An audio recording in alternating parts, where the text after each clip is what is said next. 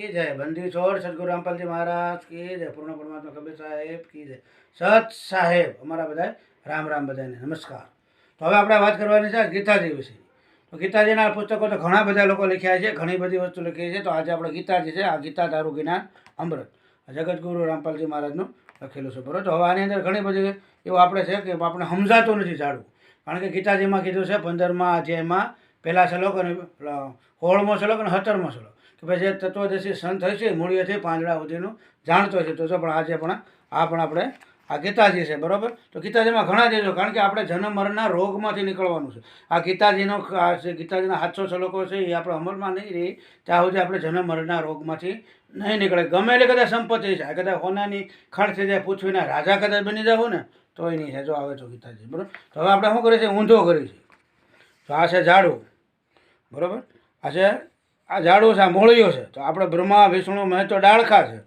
निरंजन वाक्य એટલે કે तीन कबीर साहेब કહે तीन दान शाखा है, 5 रूप संसार आ मूळियो बराबर। गीताजीनो श्लोक छे जो આપણો बराबर। आ श्लोकनी अंदर આપણે શું લખ્યું છે, ખાલી ઝાડુ આપણે સીધો કરવાનું છે તો આપણે સમજાતો નથી। 700 શ્લોકની અંદર છે ગીતાજીમાં જે આપે છે બરાબર, તો આપણે સમજાતો નથી। તો આજે તમને આ જગતગુરુ રામપાલજી महाराज તમને સમજાવશે તત્વદર્શી સંત કોણ। અત્યારે આ રામપાલજી महाराज તત્વદર્શી संत છે। તો આ વિડીયો તમને સારો લાગે તો લાઈક કરજો, શેર કરજો અને સબસ્ક્રાઈબ करजो बराबर।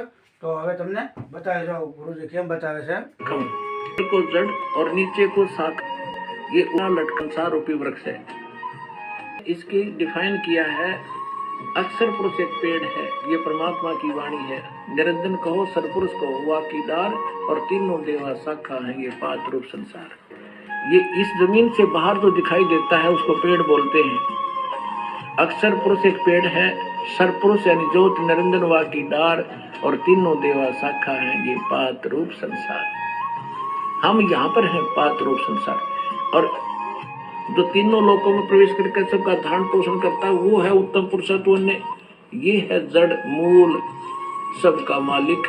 यहाँ से हम सबको आहार मिलता है, यानी इस सरपुरुष अक्षर पुरुष और ब्रह्मा विष्णु महेश तक का पालक यही है, लेकिन थ्रो प्रॉपर चैनल हम तक पहुँचता है।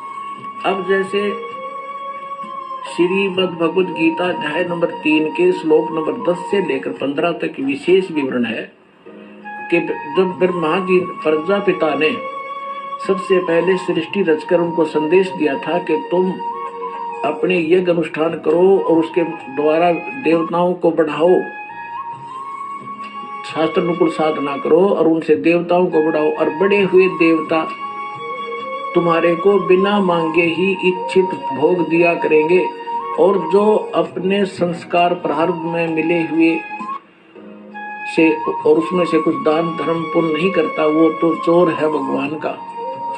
फिर 14वें 15वें श्लोक में स्पष्ट किया है कि उस परमात्मा को जो सबका धारण पोषण जो परम अक्षर पुरुष है उसको इष्ट रूप में मान के सभी धार्मिक अनुष्ठानों को करना चाहिए, जिससे आपको सभी लाभ प्राप्त होंगे।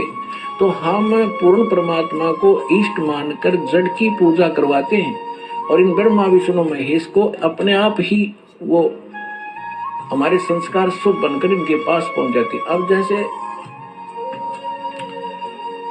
ये तो आपने पेड़ देखा, अब हम पौधा दिखाते हैं। कई कहते हैं कि रामपाल तो हमारे देवताओं को छुड़वाता इसलिए हम वो साधना नहीं करें। ये तो बालक हैं, बालक वाला ज्ञान वाला व्यक्ति ऐसी ही भाषा बोला करता है। जब उनको ज्ञान होगा तो पता चलेगा कि दास ना देवता छुड़वाता, आपको उन देवताओं को ढंग से पूजने की तरीका बताता हूँ साधना का, जिससे आपको लाभ मिलेगा, आपका जीवन सफल होगा। अब देखिएगा, आप कोई पौधा लाए तो उसको ये ऐसे बीजना चाहिए, और आम व्यक्ति इसको स्वीकार करेगा, सीधा बीजा हुआ भक्ति रूपी पौधा। अब ये मूल है, पूर्ण परमात्मा अक्षर पुरुष जड़ है। इसको गमले में या गड्ढे में लगाया और सिंचाई की, सत भक्ति की, तो इस जड़ से फिर ये सभी देवता, ये तीनों देवा शाखा, ये बड़े हुए पेड़ बन गया। पेड़ बनकर फिर फल इनका लगेगा टेन ब्रह्मा विष्णु महेश को। अब इतना अनजान कौन होगा? वो मूर्ख ही होगा जो यूं कहे कि माली जड़ की पूजा करता है और टहनियों को तोड़ के फेंकवा दे, फिर उस पूजा का फायदा क्या होगा? टहनियों के ही तो फल लगेंगे। ये ब्रह्मा विष्णु महेश ही आपके शुभ संस्कार अशुभ संस्कार जैसे भी होंगे यही देंगे आपको, ये कंट्रोलर है आके।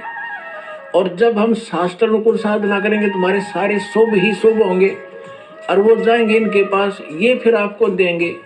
जैसे जड़ की पूजा की ये एग्जाम्पल है, ये उदाहरण है कि जड़ की पूजा करने से वो टहनियों के फल लगेंगे और वो फल अपने आप लगेंगे, वो टहनियों के बस की नहीं। यानी आपके शुभ संस्कार होंगे तो ब्रह्मा विष्णु महेश आपको देंगे ही देंगे, चाहे आप कितना बैठे हो, चाहे जंगल बैठे हो, वहां भी जाकर देंगे आपको। ये इनका कटौबण है। अब आप कैसे कर रहे हो और दास क्या करवाना चाहता है ये देखिएगा। आप ऐसे कर रहे हो, आपने क्या किया है, भक्ति रूपी पौधा यानी साधना शास्त्र विरुद्ध कर रखी है।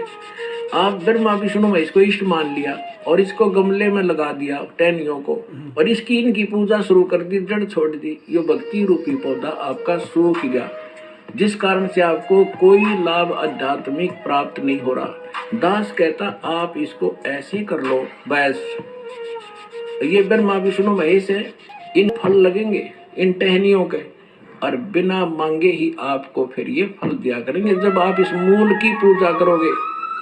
एक कैसा दे सब सद है, एक कैसा दे सब सद है, और सब सद सब जावे, माली सिंच मूल को हो, फल फूले गए। इतनी सी बात है, और ये हमारा शास्त्र अनुकूल ज्ञान है और शास्त्र अनुकूल साधना है। प्राप्त करो और अपना कल्याण कराओ।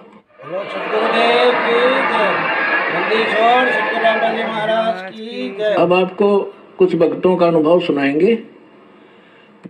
तो આવો વિડીયો તમને સારો લાગ્યો તો લાઈક કરજો, શેર કરજો અને સબસ્ક્રાઈબ કરજો, બરાબર। તો આવી રીતનું આપણો આ ગીતાજીના શ્લોકમાં જગતગુરુ રામપાલજી મહારાજ આપણને સમજાવ્યો, બરાબર।